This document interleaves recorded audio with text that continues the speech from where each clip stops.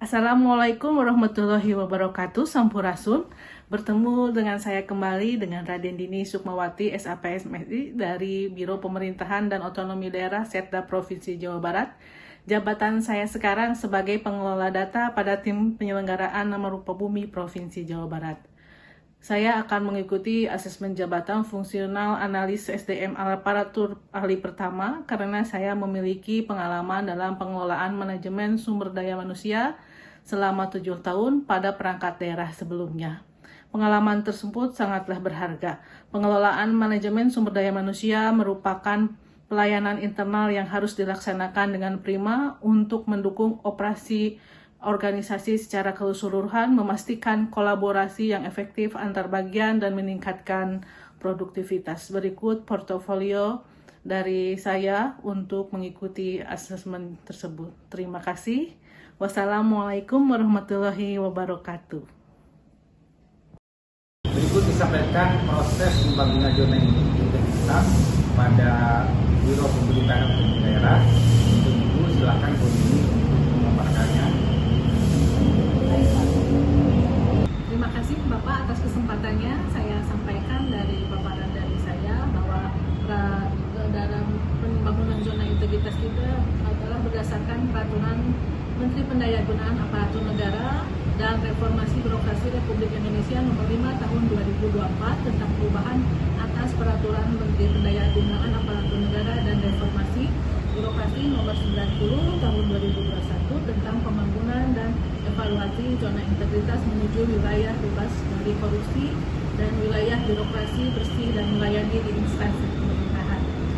Zona integritas yang disingkat dengan ZI adalah instansi pemerintahan yang pimpinan dan jajarannya telah berkomitmen untuk mewujudkan wilayah bebas korupsi dan wilayah birokrasi bersih dalam melayani melalui reformasi birokrasi. Wilayah bebas dari korupsi yang disebut dengan WBK adalah predikat yang diberikan kepada suatu unit kerja, satuan kerjasama yang telah berhasil melaksanakan reformasi birokrasi dengan baik, yang telah memenuhi sebagian besar kriteria proses perbaikan pada komponen pengungkit serta mewujudkan pemerintahan yang bersih, akuntabel serta pelayanan publik yang prima. Wilayah birokrasi BBWM selanjutnya adalah predikat yang diberikan kepada suatu unit kerja satuan kerja yang telah berhasil melaksanakan reformasi birokrasi dengan sangat baik dengan telah memenuhi sebagian besar kriteria proses perbaikan pada komponen pengungkit untuk mewujudkan pemerintahan yang bersih dan akuntabel serta pelayanan publik yang prima. Langkah-langkah yang untuk mencapai target pembangunan ZI menuju WBK dan WBBM tahun 2024 adalah pencanangan kembali zona integritas, pembangunan zona integritas, kemudian pemindahan dari TPI, kemudian review dari TPN, kemudian penetapan WBK WBBM, dan upaya lainnya adalah melakukan benchmarking dengan instansi lain atau dengan negara lain. Korupsi telah menyeluruh berbagai kalangan mulai dari penegak hukum, anggota legislatif, kepala daerah, dan hingga kalangan pegawai PNS. Aparatur sipil negara ASN sudah sepatutnya memiliki anti korupsi demi terwujudnya tata kelola pemerintahan yang baik. Untuk itu, nilai-nilai integritas mutlak dimiliki oleh para ASN agar terhindar dari godaan korupsi. Ada dua peran ASN dalam perkara korupsi, yaitu sebagai objek yang diberantas karena korupsi atau sebagai objek pemberantas korupsi. Kita semua memiliki angan-angan bahwa seluruh ASN di Indonesia memiliki subjek pemberantas korupsi, tentunya dengan memiliki integritas. Integritas yang berarti bertindak secara konsisten antara apa yang dikatakan dengan tingkah lakunya sesuai nilai-nilai yang dianut, menjadi syarat utama untuk sikap anti korupsi. Integritas akan terpancar dari sikapnya. Tanpa integritas, motivasi seseorang untuk bekerja akan menjadi berbahaya. Integritas akan membentuk komitmen, mindset, soul, dan body dalam diri seorang. Korupsi terjadi akibat kurangnya integritas. Mari bekerja mewujudkan agen-agen integritas demi mewujudkan Indonesia dari bebas korupsi. Awali dari diri kita sendiri untuk menjadi pribadi yang berintegritas, lalu keluarga, lingkungan sekitar, lingkungan kerja, meluas, dan ke tengah masyarakat. Mungkin bisa menjadi tagline di Biro Pemerintahan dan Otonomi Daerah, Pak. Sekian dari saya paparannya. Terima kasih, Pak. Terima kasih Bu Rini atas paparannya. Silakan untuk dilanjut. Assalamualaikum Bapak, saya sedang mengikuti ujian dinas Bapak. Apakah saya langsung naik kelas 6 Pak? Oh gitu. Coba Bu Rini gimana? Gimana Ibu? Alhamdulillah Pak Denny masuk juga ya. Alhamdulillah Keren Ibu. banget, alhamdulillah. Selamat ya Pak ya. Iya Pak. Gini Pak, nah untuk 2024 ini informasi dari GKD walaupun sudah memiliki surat hasil dari kenaikan pangkat ini, tetap harus mengikuti fit and proper test untuk kelas jabatan. Saya sudah cek apakah ada formasinya untuk Pak Denny. Alhamdulillah kemarin kita berkoordinasi dengan Bapak atas dari pimpinan juga sudah disediakan formasi kosong untuk berjaga-jaga untuk Pak Denny ya. Jadi alhamdulillah Pak Denny sudah bisa mengikuti ujian tersebut. Iya. Makasih Ibu bantuannya. Ya, untuk diketahui dasar hukum pelaksanaan fit and proper test ini adalah keputusan Gubernur Jawa Barat nomor 8/2115/389/2020 tentang standar kompetensi jabatan pelaksana rumpun analis pengelola, pengolah dan pengadministrasi di lingkungan pemerintah provinsi Jawa Barat. Begitu Pak Denny. Oh iya, makasih. Ya, alhamdulillah Ibu. Disiapkan saja persyaratannya. Iya, Bu. Ya, nanti pasti. kami ajukan ke bagian kepegawaian Sekda Provinsi Jawa Barat. Iya, makasih Ibu bantuannya. Selamat Pak Rini ya. Ya, sama-sama Pak. Ya, Selamat, terima kasih, Pak. sukses. Sama-sama Ibu, makasih bantuan. Mau tanya Bu, syaratnya apa aja Bu? Oke, Buat kenaikan? syaratnya untuk kenaikan kelas jabatan itu satu usulan dari perangkat daerah dari kami sesuai dengan kan nanti jadi pengelola data ya Pak ya.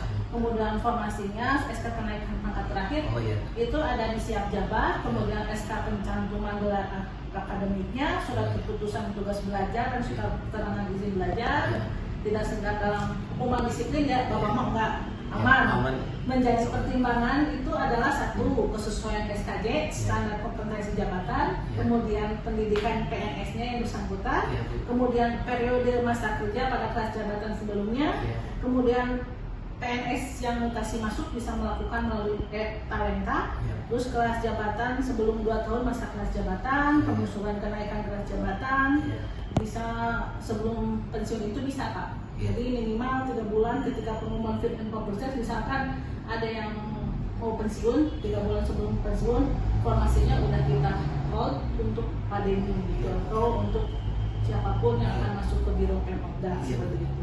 Bu, maaf satu lagi Itu bertanya. boleh, emang Pak Denny. Ini Bu, ada teman saya mau masuk ke biro Pemda, ada promosi buat teman saya nggak Bu? Dari perangkat daerah lain ya? Iya, dari perangkat daerah lain. Kita cek dulu formasinya Pak Denny ya, Iya, Bu. alhamdulillah. Naik kelas jabatan berapa ya? 6 ya? 6. 6 juga ya? Iya, Bu. Kita cek dulu Pak formasinya, apakah masih ada yang kosong apa tidak. Kemudian apabila ada yang kosong, beliau harus melaksanakan imitasi. Jadi itu adalah mutasi mandiri. Oh. Ya, jadi harus menginput sendiri data-datanya ke mutasi ada di siap jabat. Iya. Jadi nanti yang bersangkutan itu penuhi persyaratannya, nanti akan ada wawancara, Iya. sekalian ikut ujian kelas jabatan. Persyaratan emutasi bisa diunduh di siap jabat dengan klik menu emutasi, kemudian urus semua format-formatnya, berkoordinasi dengan pimpinan apakah pimpinan yang di perangkat dasarnya mengizinkan beliau untuk pindah atau tidak. Iya. Kalau misalnya semuanya sudah selesai, insya Allah apabila di sini ada bisa diterima, ya mudah-mudahan. Karena di Pemda pun kita masih kekurangan orang yang bayar. Iya. Iya, cuman ini juga formasinya nanti kita cek dulu. Iya. Iya Ibu. Makasih Bu ya, nanti saya ngobrol sama teman saya. Oh, iya, makasih. Makasih Bu, maksudnya Bu, masuk. Tenun Pak Denny, tenun pisan. Bu Rini, bagaimana itu hasil analisa indisipliner Pak Andika? Oh siapa? Dari hasil rekapitulasi yang bersangkutan, presensinya itu telah alfa sebanyak 17 hari kerja dalam 1 tahun ini. Begitu Pak. Terus itu udah disatuin yang kemarin 5 hari kerja nggak masuk? 17 hari kerja itu sudah merupakan rekapitulasi dalam 1 tahun Pak. Berikut saya sampaikan laporan singkatnya Pak. Seperti yang telah kita laksanakan sebelumnya sesuai dengan peraturan pemerintah nomor 94 tahun 2021 tentang disiplin pegawai. Mulai mulai pada bulan Januari ini Pak Andika pada yang bersangkutan tidak masuk selama 3 hari dengan keterangan Alfa. Jadi tidak ada sama sekali berita kepada kita apakah sakit ataupun apa yang mengganjal untuk masuk. Kemudian bersangkutan mendapatkan teguran secara lisan, tapi saya tuliskan juga di AP-nya bahwa kita sudah menegur secara lisan. Berikut, yang bersangkutan tidak masuk kerja kembali selama 3 hari pada akhir bulan Januari 2024 dan telah saya berikan teguran lisan. Kemudian total keseluruhan tahun berjalan sudah melanggar 6 hari kerja. Berikut saya lampirkan BAP-nya, monggo Bapak boleh dicek. Dan terakhir sudah akumulasi tidak masuk selama 10 hari tahun berjalan 2024. Kabak TU sebelumnya sudah membuat pernyataan tidak puas secara tertulis bagi Pak Andika. Dan karena beliau tidak masuk tanpa alasan dan sudah disampaikan ke Kepegawaian Sekretariat Daerah. Ini mungkin diteruskan ke BKD. Kemudian tahapan pemberian di masa Bapak ini sudah dikumulatifkan mencapai 17 hari kerja Pak Andika bersangkutan tidak masuk dan sudah melaksanakan kita pencarian ke rumah, ke keluarganya, dan mungkin mudah-mudahan besok beliau bisa datang. Mungkin kita harus melaksanakan pemeriksaan dan saya sudah mempersiapkan BAP-nya dan kelengkapan administrasinya. Kemungkinan dari peraturan ini yang bersangkutan terancam terkena hukuman sedang, yaitu pemotongan tunjangan kinerja sebesar 25% selama 12 bulan bagi Pak Andika karena tidak masuk kerja tanpa alasan secara cas kumulatif 17 sampai 20 hari kerja dalam 1 tahun.